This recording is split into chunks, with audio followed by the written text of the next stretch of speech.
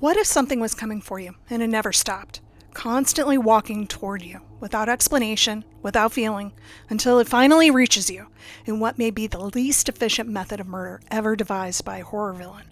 This story is about one idea. Some things in life can't be avoided, only delayed. Welcome back to Politics of Fear, the channel where we do the unthinkable. We treat horror movies like the cultural artifacts they actually are, because horror films don't just scare audiences. They reveal the fears a culture is trying very hard not to confront.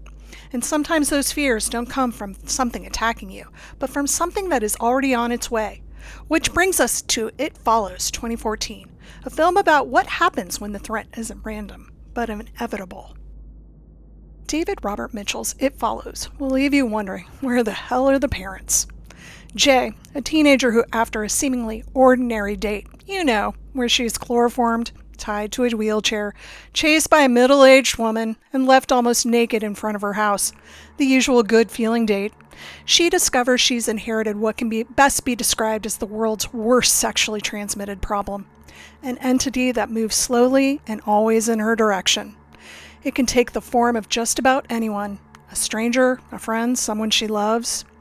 The kicker is she's the only one who can see it, and once it starts moving toward her, it never stops. The only way to delay it is to pass it on to someone else, which is probably the least responsible public health policy ever conceived. Because this isn't something you defeat or take pills for to get rid of it. It's something you live with or get rid of. To understand It Follows, you have to understand the world it came from.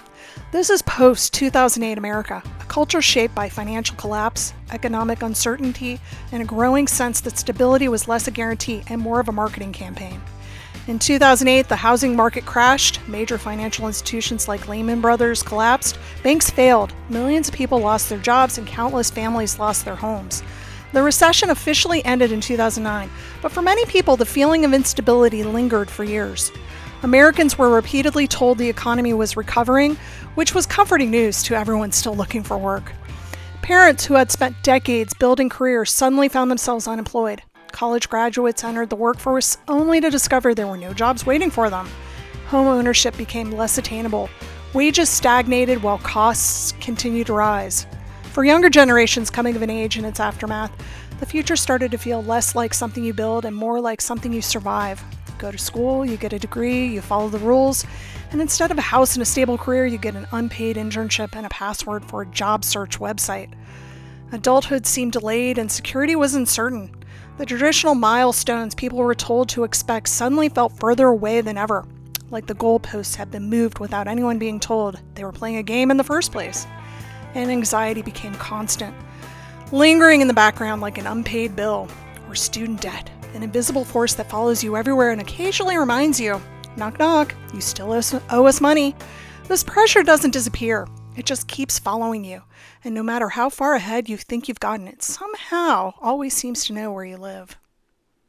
The film opens with a girl running through her neighborhood, frightened, desperate, but we don't see what she's running from. She already knows. What we do see is her sprinting through suburban streets in high heels, which raises an important question. If she has time to grab her purse and cell phone, she probably had time to grab some running shoes. Of course, we as the audience don't yet know that the thing chasing her only walks. But that's what makes the scene work. She's not running because she thinks she can win. She's running because she's out of options. Hours later, after calling her father to tell him she loves him, she's found dead on a beach, her body twisted and destroyed. The scene establishes everything. The threat isn't sudden, it's inevitable. She isn't reacting to danger, she's reacting to certainty. And that is a very different kind of fear. Most horror movies are about something appearing unexpectedly. It Follows begins with a character who already knows exactly what's coming. The only thing she doesn't know is when it's finally going to catch up to her. Hugh, or Jeff, is one of the film's most overlooked characters because he understands the entity long before Jay does. Early in the film, she asks him a simple question. If you could trade places with anyone, who would it be? Hugh chooses the little boy. At first, the answer seems strange. There are plenty of other people around. Adults with more freedom, independence. People who can legally drive themselves away from supernatural problems. Yet Hugh immediately chooses the youngest person he can see. He isn't choosing status, he's choosing time. By the time we meet him, he already knows something is following him. Every decision he makes is shaped by that knowledge. The child represents something he no longer has. The belief that life stretches endlessly into the future. No responsibilities, no awareness of mortality, no supernatural entity slowly making its way toward him with all the urgency of a customer waiting for a manager. In that sense, Hugh understands something Jay doesn't. Once you become aware of your own mortality, you can't go back.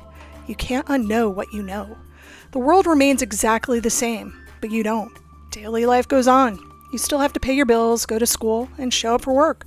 And yet somewhere, someone is still posting motivational quotes on social media, apparently unaware that mortality has not been defeated. The only difference is that now you understand the clock is running. Hugh doesn't want another life. He wants the feeling of having time again. The fear is not death itself. It's the realization that from the moment you become aware of it, you know it's coming for you eventually. The entity just happens to be the first horror villain honest enough to admit it. As soon as Jeff gives it to Jay, the first place he goes back to is his mom's, to the security of being young and safe. When Jay learns the rules, the explanation is surprisingly simple. It will follow you. It can look like anyone. It will walk toward you. And then when it gets to you, that's it. There's no solution, no hidden weakness, no ancient artifact you have to recover before the next full moon, no strategy that guarantees survival, only delay, which is honestly what makes it so unsettling. Most horror movies at least pretend there's a way out. It follows essentially hands its character the world's worst self-help advice. You can't stop it, you can only manage it. But that's the real shift, because knowledge doesn't remove fear, it locks it in place. And unlike most horror monsters, the entity is remarkably honest. It doesn't hide in the shadows, jump out of closets, or spend time explaining its evil master plan. It simply keeps moving forward. In fact, its greatest strength may be that it behaves less like a monster and more like mortality itself. Once Jay becomes aware of it, she sees the world differently. Every stranger becomes a potential threat.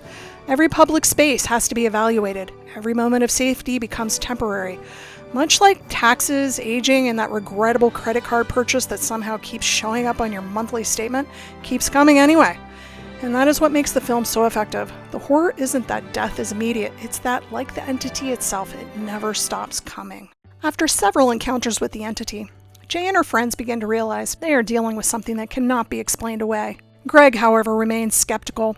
Unlike Jay, he never truly sees what she sees.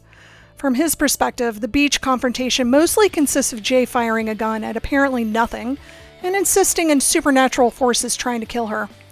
Despite witnessing the aftermath of several bizarre events, Greg remains unconvinced, though not unconvinced enough to stop pursuing a relationship with her.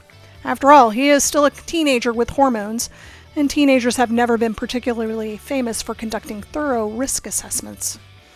After the plan at the beach fails, Jay flees in Greg's car, crashes, and eventually ends up in the hospital. There, exhausted and desperate, she decides to pass the burden on to Greg. The tragedy is that Greg accepts it without really believing it exists. He responds the same way many people respond to mortality itself, which is they know it exists and simply don't think about it very much. Ultimately, this ignorance and his hormones is what makes him one of the entity's victims, proving that disbelief offers no protection. And it is only after this loss that Jay and her friends decide they must stop it.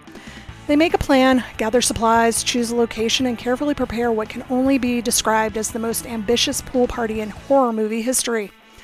Electrical appliances become weapons, extension cords cover half the room, and everyone suddenly becomes an amateur ghost hunter. For a brief moment, it looks like they finally have control. In fact, it almost works. Paul shoots the entity, appearing in the form of her deceased father, and blood blooms beneath the surface of the pool. For a moment, it feels like victory, but It Follows is not interested in the comforting ending. The final moments leave the question unresolved. As Jay and Paul walk away holding hands, a figure appears in the distance behind them. Maybe it's the entity, or just another pedestrian. We don't know, and neither do they yet. Most horror films eventually give their characters a weakness to exploit or a final confrontation where courage and ingenuity save the day.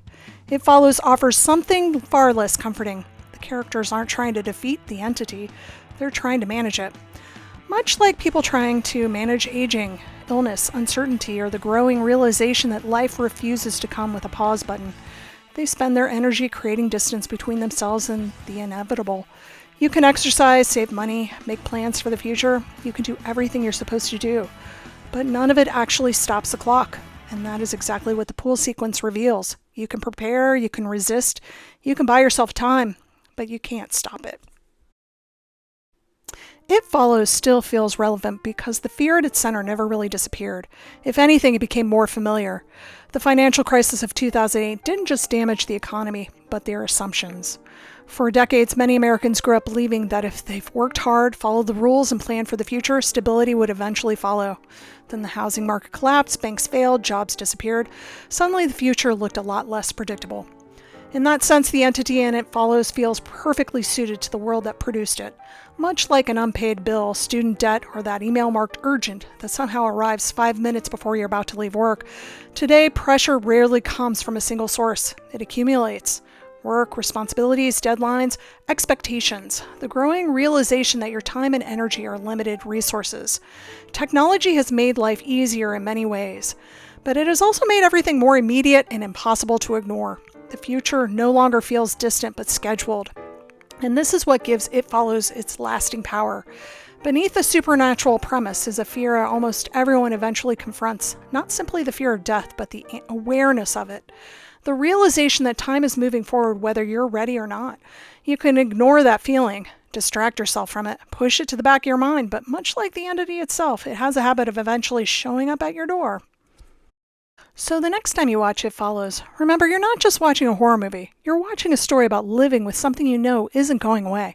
Because in the end, the horror isn't the monster. It's the awareness that time keeps moving whether you're ready or not. And unlike most horror villains, the entity is at least honest enough to admit it. Thanks for watching Politics of Fear, where horror movies aren't just scary, they're history screaming back at us. Films eventually give their characters a weakness to exploit or a final confrontation where courage and ingenuity.